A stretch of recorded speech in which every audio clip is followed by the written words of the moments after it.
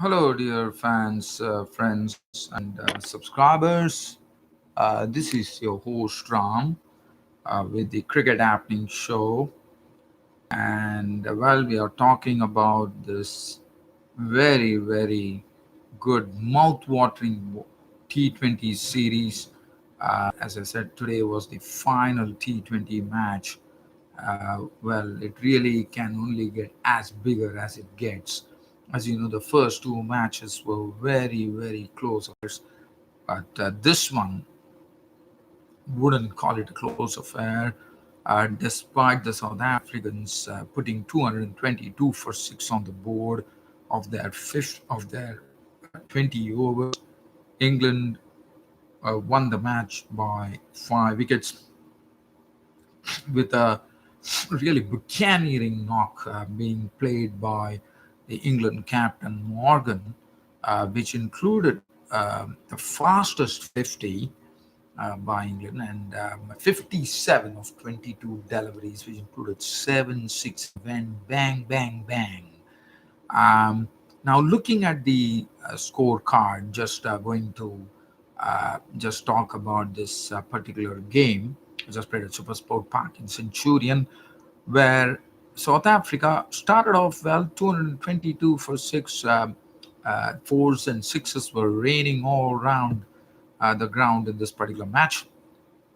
Bavuma, the pocket-sized animal, making fours. Decock slashing 35, 24, 1 4, 4 sixes. But the surprise packet doesn't fail with the bat. Was out for 11. But the surprise packet was Henrik Klaasen. We have when I've seen this bloke, Henrik Klaasen, I always felt is a very dangerous bloke. One saw him when he made his actually one for South Africa. But Klaasen here really showing his class. 66. He thrashed 66 which included an equal amount of fours and sixes, which was four fours and four sixes. Miller, thrashed it towards the end, unbeaten 35 20, three sixes. Pretorius 11 and 222 for six. Definitely, South Africa would have felt that they have put up big score. But considering this particular pitch at Super Sport Park Centurion, which was tailor made for batting, one knew for a fact that England had a chance. Now let's have a look at the bowling. The bowling current 233 was the pick of the bowlers, once again bowling well when all the other bowlers were really taken to the cleaners. 233 for Curran and then did a good job. Mark put 1 for 47. Jordan 4 was not 49. Rashid 142 and Stokes 2 for 35. England were replying to South Africa's 222 for 6. Did not have it anything for them as they lost Jason Roy in the piece. Nigiri getting his with just 7 runs, which included a 6 as well. But Butler definitely getting into some form, as I'm sure his spot was a bit of a worry because he has not scored a lot of runs. But today he's 57 of 29, including 9 4s and 2 6s. Jonathan Barish to making 60 for 34 balls with 7 4s and 3 6s. Mallon was out for 11, but Morgan was the one who really pasted the South African bowlers all over the park and saw to it that England would definitely win the match and also win the series 1. Morgan smashed 47 of 22 deliveries, including the fastest 50 as well, probably equaling his mark. And it was 7 6s were struck by Morgan. Stokes made a quick fire 22 of 12, 1 4, 2 6s. Moeen Ali hit the winning run, and that was it. England had won the T20 series. So England finishing the tour of South Africa on a high, winning the Test series, coming from behind and hitting South Africa hard, and then the ODI series being tied because of the rain, and now the T20 series taken by England. Steyn was for plenty. 4 was 255. Philiquayo 3.1 was 1 for 34. 1 for 40 for Shamsi. 1 for 40 for Pretorius of his 4. Fortune the spinner won on for 14. And Morgan took away the man of the match and the man of the series. Okay, so that is as far as this particular match is concerned. As I said, I'm just having a sneak peek at the match. Other than that, the news which is coming up is saying that Morgan has really given a hint that Josh Butler would be their opener in the T20 World Cup. Also, Mark Boucher, the manager of the batting coach or the keeping coach, who has said that AB de Villiers is, if it is ready and willing to play, definitely de Villiers will be in the T20 World Cup. And what a moment that would be! I would really beckon AB de Villiers to come out of retirement and help the South Africans, because the South Africans of late have really hit a sort of a very they have not they have really hit a sort of a low right now. One understands with all the rebuilding which is going on, but De Villiers will be an injection of immense quality if he could be in T20 World Cup. At least one could say, because he's someone who can entirely dominate a proceeding. So I would say his coming out of retirement and being a part of T20 World Cup will enhance the chances for South Africa in the T20 World Cup. Now, just talking about some news.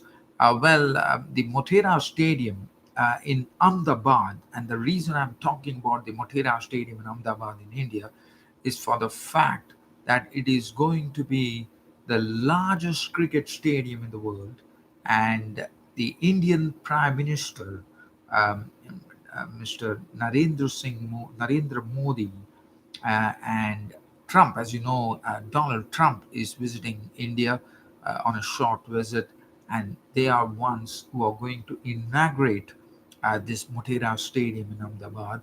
I remember this Motera Stadium in Ahmedabad, where once a match between India, this was the first match that was played, we had absolutely uneven bounce on the track. The match was between India and West Indies, and it was Kapil's Devils, as you know, Kapil Dev picked up 9 wickets in that match, if I'm not wrong, with that uneven bounce helping India.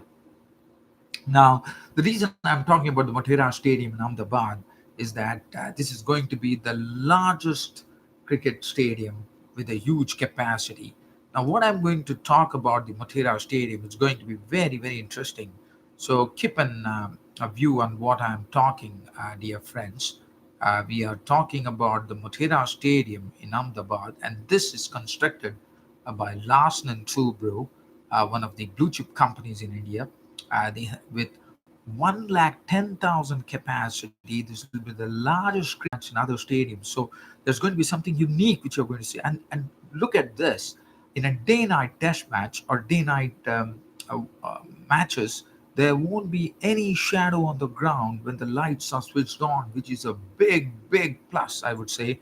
And as I said, the stadium will be inaugurated on 24th of February.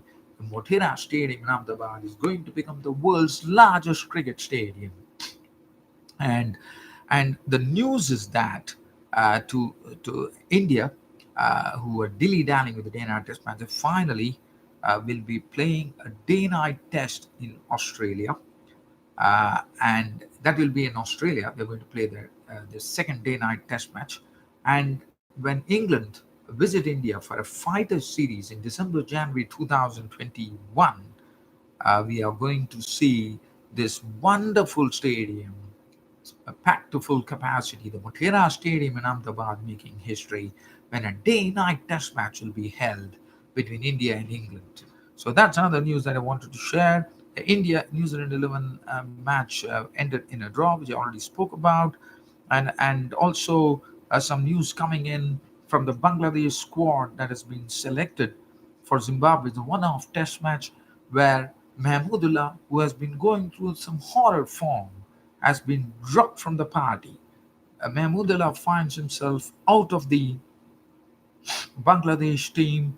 Mushfiqur Rahim has got back into the team, which is expected. Taskin Ahmed and Mehdi Hassan Miraz and Mustafizur Rahman have made it back to the team, which is good to know. And also there is a place for a rookie medium pacer by the name Hassan Mahmood, and batsman Yasir Ali. So the persons who have actually lost it is Rubel Hussain. Al Amin Hussain is nursing an injury. Soumya Sarkar has decided not to has decided to opt out of this. So Mahmudullah has been having a very lean trot with the bat. It's been, I'm told, in his last 10 test innings, he has just scored one half century, and that is not something that one expect from a player of the caliber of Mahmudullah.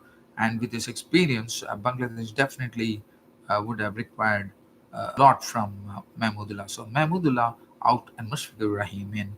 That's another news that I wanted to talk about. Other than that, I don't have anything to talk about. I hope you all love this, like this cricket broadcast of mine. With this being said, I will see you tomorrow on the next cricket broadcast. Until then, it's your host Ram here, signing off. Thank you.